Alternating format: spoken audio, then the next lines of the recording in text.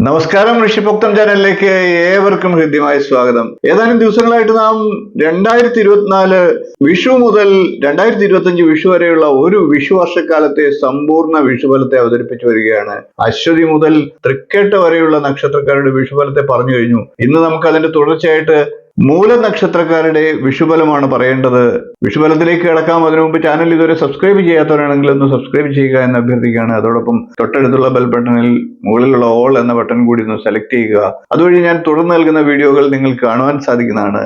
മറ്റൊരു അഭ്യർത്ഥന കൂടിയുണ്ട്. എൻ്റെ മറ്റൊരു യൂട്യൂബ് ചാനലായിട്ടുള്ള ക്ഷേത്ര സംബന്ധമായിട്ടുള്ള വിശേഷങ്ങൾ അറിയിക്കുന്ന തീർത്ഥയാത്ര എന്ന യൂട്യൂബ് ചാനൽ കൂടി ഒന്ന് സന്ദർശിക്കുക, വീഡിയോ കാണുക, ഒന്ന് സപ്പോർട്ട് ചെയ്യുക, ലൈക്ക് ചെയ്യുക, ഷെയർ ചെയ്യുക, സബ്സ്ക്രൈബ് ചെയ്തുകൂടി പ്രോത്സാഹിപ്പിക്കുക എന്ന് പറയുകയാണ്. നമുക്ക് ഇന്നത്തെ മൂലനക്ഷത്രക്കാരുടെ സമ്പൂർണ്ണ വിഷുഫലത്തിലേക്ക് കിടക്കാം. വിഷുഫലം പറയുമ്പോൾ ശൂലഷട്കാദി ഫലങ്ങൾ, ദേവതാഫലം, സമ്പൂർണ്ണ നക്ഷത്രഫലം എന്നിങ്ങനെയാണ് പറയുന്നത്. ആദ്യം നമുക്ക് ദേവതാഫലം ഒന്ന് പരിശോധിക്കാം. മൂലനക്ഷത്രക്കാർക്ക് ഈ വിഷുവർഷത്തിൽ ദേവത ശിവഭഗവാനാണ്. അതുകൊണ്ട് തന്നെ മനോദുഃഖം ഉണ്ടാകാനുള്ള സാധ്യതകളുണ്ട്. കൂടാതെ കുടുംബ സുഖത്തിന് ഹാനി ഉണ്ടായേക്കാം. ദോഷപരിഹാരമായി മൂലനക്ഷത്രക്കാർ വരുന്ന ഒരു വർഷക്കാലം ശിവക്ഷേത്രത്തിൽ പറ്റുന്ന സമയങ്ങളിലൊക്കെ ദർശനം നടത്തി ശക്തിയുക്തം വഴിപാടുകളെ ചെയ്യുക. വിഷുഫലമായി മൂലനക്ഷത്രക്കാർക്ക് മധ്യഷട്കമാണ്. അതുകൊണ്ട് തന്നെ ലോക ബഹുമാനങ്ങളൊക്കെ സിദ്ധിക്കുന്നതാണ്, സ്ഥാനമാനങ്ങളൊക്കെ ലഭിക്കുന്നതാണ്, ജനപ്രീതിയും വിശേഷ വസ്ത്ര ആഭരണങ്ങളും ഒക്കെ ലഭിക്കുന്നതാണ്. ഇനി നമുക്ക് മൂലനക്ഷത്രക്കാരുടെ നക്ഷത്ര ഫലത്തെ ഒന്ന് പരിശോധിക്കാം. നക്ഷത്രഫലത്തിൽ ഗ്രഹസ്ഥിതി പ്രകാരം മനസ്സിന് സന്തോഷം പകരുന്ന പല കാര്യങ്ങളും സംഭവിച്ചേക്കാം. എന്നാൽ ദേവതാഫലത്തിൽ മനോദുഃഖത്തിന് കാരണമാകുന്ന കാര്യങ്ങളും ഉണ്ടായേക്കാം എന്നും പറയുന്നുണ്ട്. സുഹൃത്തുക്കളുടെയൊക്കെ സഹായം ലഭിക്കുന്ന വർഷമാണ്. ഗവൺമെന്റേതര മേഖലകൾ, പൊതുമേഖലകൾ എന്നിവയിലൊക്കെ ജോലി നേടാൻ ആഗ്രഹിച്ച് ശ്രമിക്കുന്നവർക്ക് അതൊക്കെ നേടാനുള്ള സാഹചര്യങ്ങൾ ഉണ്ടാകും. ബന്ധുക്കൾ വഴി വിവാഹാലോചനകൾ വരികയും അതൊക്കെ തീരുമാനങ്ങളാകുകയും ഒക്കെ ചെയ്തേക്കാം.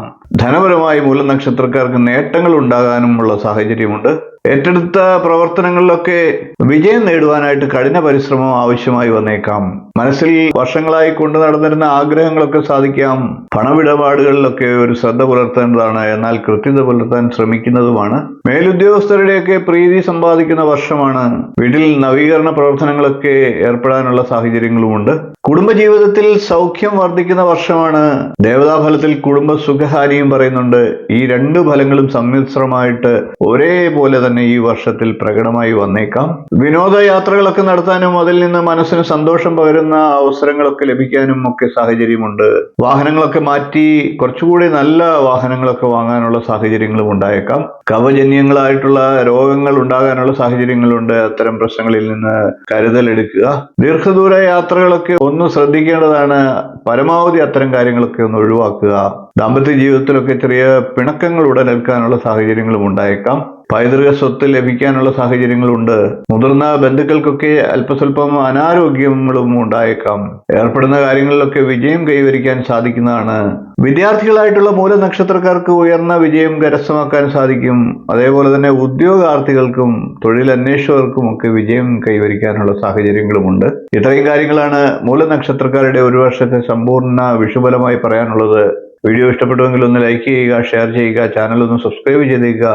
നിങ്ങളുടെ അഭിപ്രായം കമന്റായിട്ട് അറിയിക്കുക. അതോടൊപ്പം എൻ്റെ തീർത്ഥയാത്ര എന്ന യൂട്യൂബ് ചാനൽ കൂടി ഒന്ന് സബ്സ്ക്രൈബ് ചെയ്യുക, വീഡിയോ കണ്ട് പ്രോത്സാഹിപ്പിക്കുക. അടുത്ത ദിവസം നമുക്ക് പൂരാട നക്ഷത്രക്കാരുടെ സമ്പൂർണ്ണ വിഷുഫലവുമായി കാണാം. നന്ദി, നമസ്കാരം, ശുഭദിനം.